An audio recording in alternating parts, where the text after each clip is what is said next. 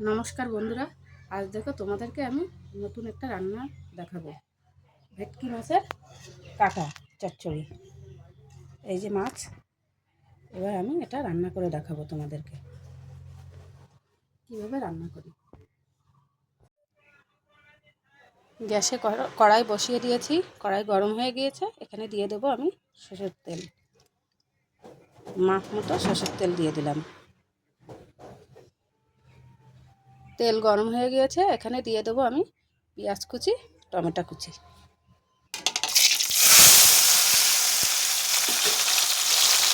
দিয়ে একটু ভালো করে নাড়াচাড়া করে নেব।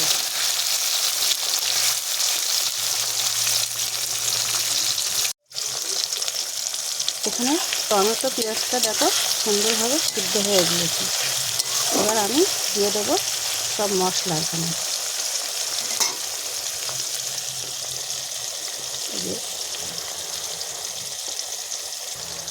রসুন বাটা, আদা বাটা, জিরে বাটা আর শুকনো লঙ্কা সবগুলো আমি দিয়ে দেবো। দিয়ে ভালো করে নাড়াচাড়া করে নেব।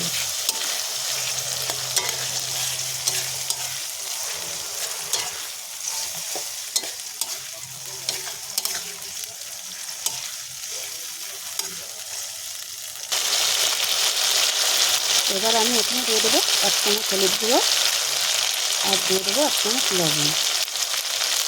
লবণটা মাছ মতো দিতে হবে। আমি এখানে আরেকটু লবণ দিয়ে দিলাম। দিয়ে আবারও ভালো করে নাড়াচাড়া করে নেব।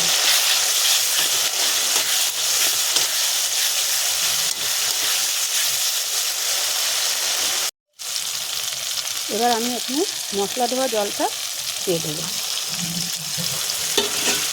দিয়ে আবারও ভালো করে নাড়াচাড়া করে নেব। মশলাটা ভালো করে কষিয়ে নেব।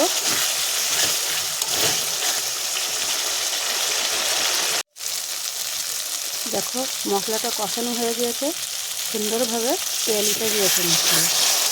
এবার আমি এখানে দিয়ে দেবো ভেটকি মাছের কাটা।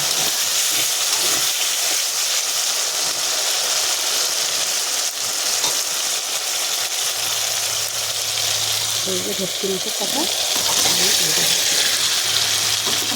দিয়ে ভালো করে নাড়াচাড়া করে নেব।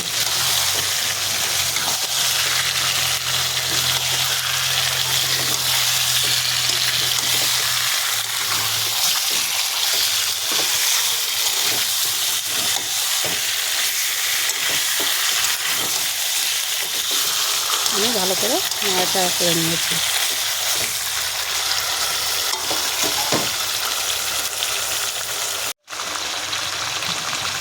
আবারও একটু নাড়াচাড়া করে নেব। আমি মাছটাকে কষিয়ে কষিয়ে রান্না করতে হবে। এখানে আমি সামান্য পরিমাণে জল দেবো।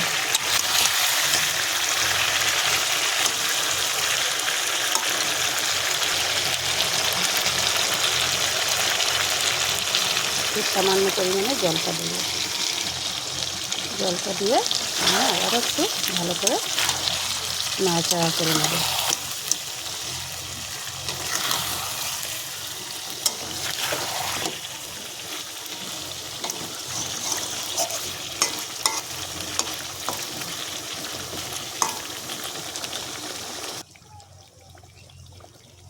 আমি কিছুক্ষণের জন্য একটু ঢাকা দিয়ে দিলাম। ঢাকা দেওয়া থালাটা আমি তুলে নেব।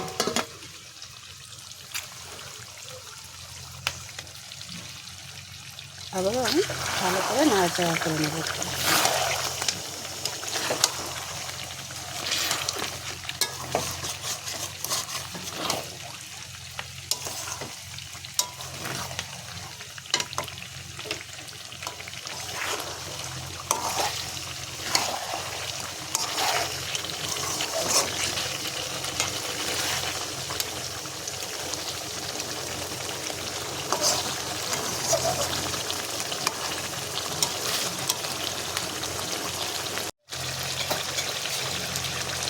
আবারও আমি নাড়াচাড়া করে দেবো। কত সুন্দরভাবে হয়ে গিয়েছে চচ্চড়ি। সুন্দর একটা কালার হয়েছে।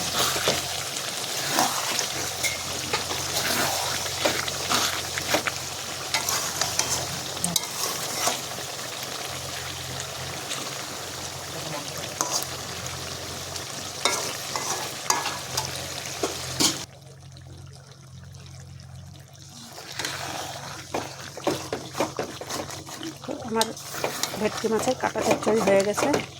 এবার আমি এখানে দিয়ে দেবো সামান্য গরম মশলা। এই যে গরম মশলার গুঁড়োটা দিয়ে আবারও একটু নাড়াচাড়া করে নেব।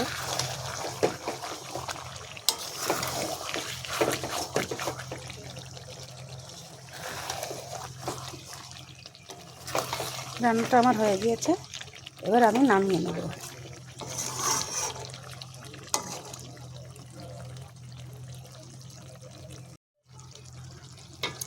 রান্নাটা আমি নামিয়ে নেব।